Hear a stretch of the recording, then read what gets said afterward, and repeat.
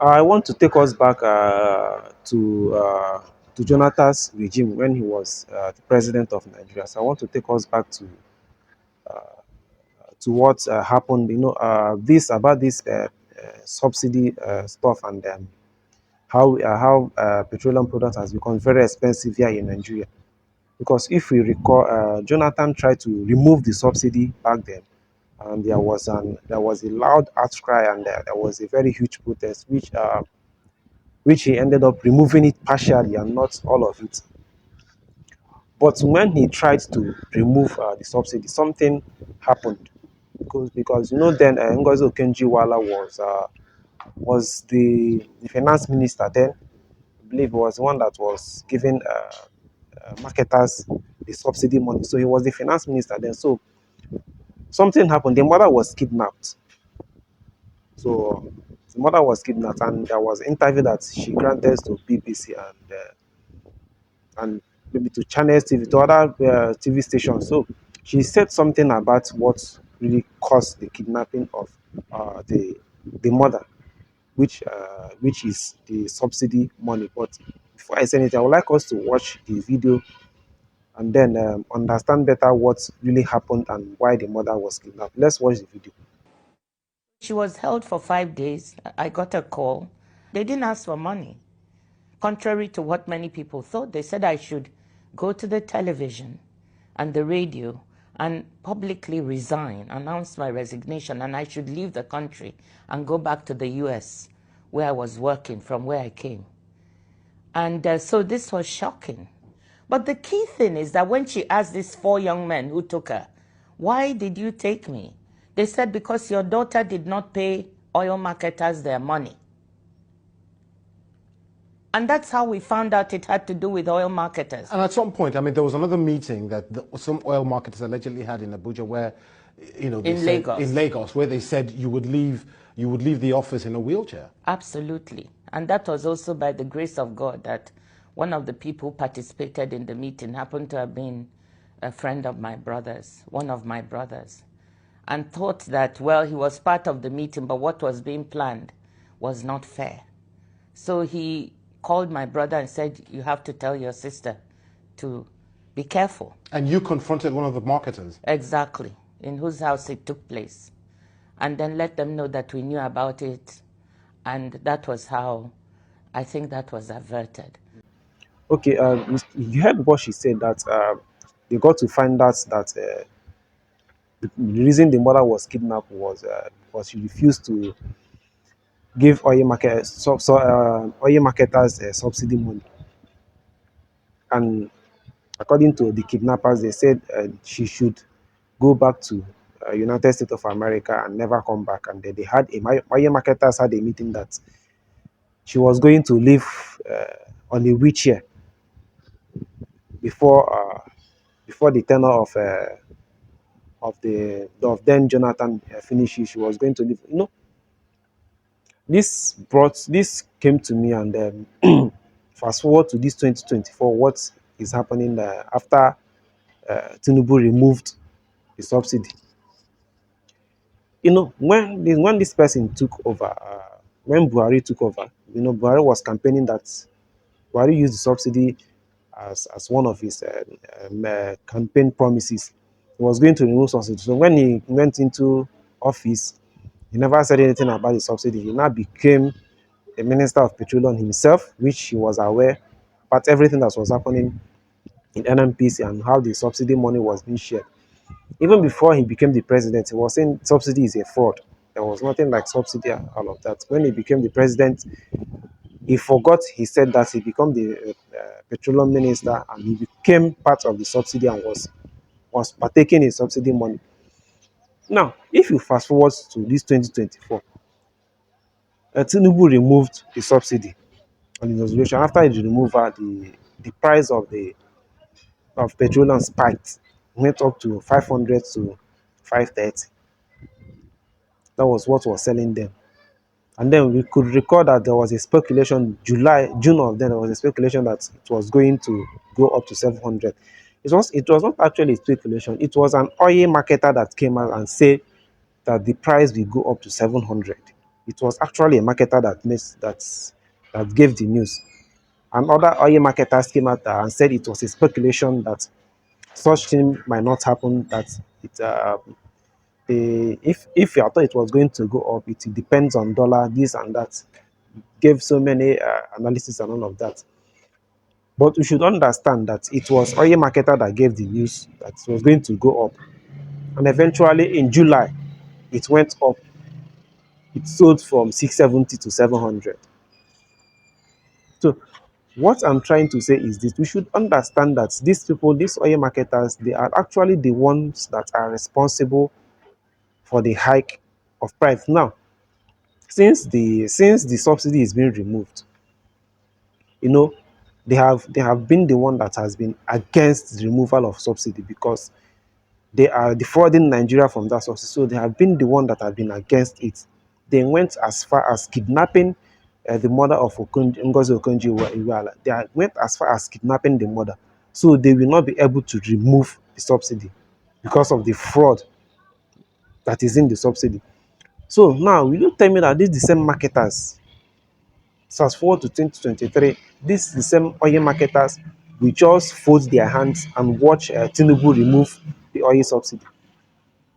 What Buhari did, because what Buhari did not remove, it will be Tinubu that will not remove it. And this will now fold their hands and watch uh, what they have fought for it not to be removed, just removed like that. How possible do you think that will be? When Buhari was part of it, yes, he became part of it. When he became part of it because he refused to remove it and became the petroleum minister. So he became part of the subsidy and those that are benefiting from it. Now, do you think Tinubu has not become part of those that are not benefiting from from the fraudulent money that is being collected from these petroleum products?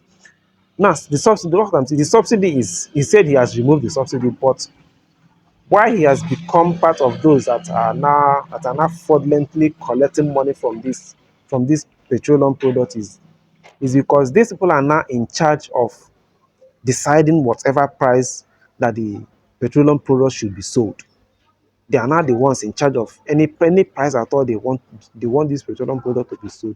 It is going to be sold at that price because uh, because when the subsidy was removed, it went up to 500, from 500 to 700. Because if you recall what I said earlier, in during the time of during the time sorry when the subsidy was removed, July, they said it was going to go up. Sorry, June, they said it was going to go up. Then July, it went up. So this proves that they are the ones that are deciding how much this thing will be. So now federal government is not actually trying regulating it, because if the federal government is regulating it, the price will not be they will not be able to hike up the federal. Since the federal government, I believe this is a deal. Since the federal government has decided, okay, I want to remove this subsidy, so the Nigerian people will be happy. They now have a deal with the federal government. Okay, if you remove it, we will not be the one that are in charge. We will not be the ones that will determine how much this petroleum product will be sold. That is how I see it.